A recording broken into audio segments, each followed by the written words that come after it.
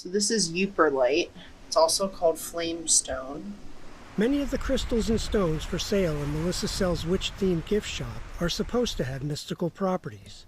Personally, she's on the fence. For example, like obsidian is used for protection, but there's no proof it actually works that way. But on some topics, Sell's thoughts are crystal clear. The September 11 attacks? Our way of getting into the Middle East. COVID-19? I think that the government worked with China to create COVID. And the Sandy Hook Elementary massacre? This screams like a false flag. This seems so fake. If something piques her interest, the 34-year-old mother of one jots it down in a notebook. My husband calls it my conspiracy journal. But don't call her a conspiracy theorist. Sell prefers conspiracy questioner. For me, I have my thoughts. I do my research. My opinions aren't hurting anybody. But conspiracy theories have played key roles in the last two presidential elections, culminating in the storming of the U.S. Capitol on January 6, 2021. There isn't anything especially unique about conspiracy theories in terms of why people believe them.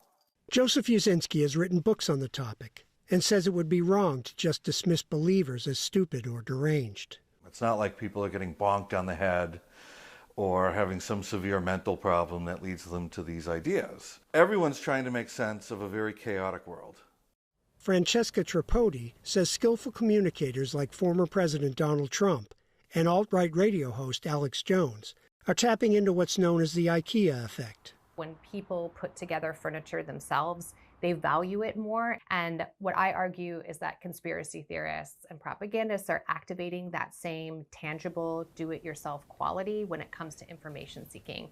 And so rather than just telling people to believe this, they actually challenge their audiences to do their own research. But when little information exists on a topic, Tripodi says searching for phrases associated with that subject often leads people back to the source of the conspiracy theory. And it's allowing people to make them think that they're coming to their own solution when they are actually more on a scavenger hunt by people who have engineered these lies.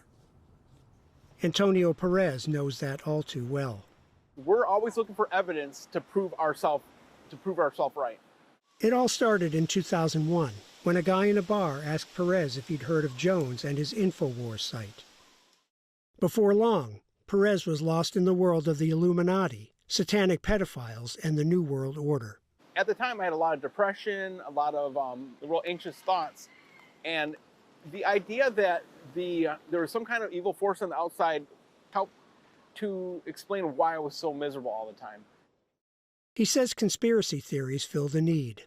I wanted to be that person that had that knowledge coming down the hill saying, you guys, I have this secret knowledge that could help everybody. Today, Perez is what you might call a recovering conspiracy addict, and he's trying to help others kick the habit. Aloha, this is Antonio with EscapingTheRabbitHole.com.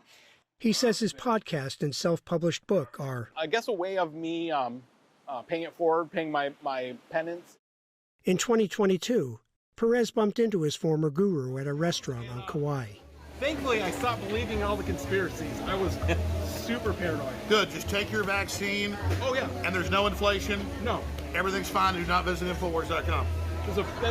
Perez says meditation and physical activity like swimming help keep him from relapsing.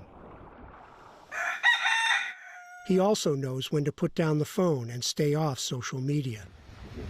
Like last August, when deadly wildfires ravaged the nearby island of Maui. Some claimed that the fires might have been a test of a top-secret U.S. government space laser.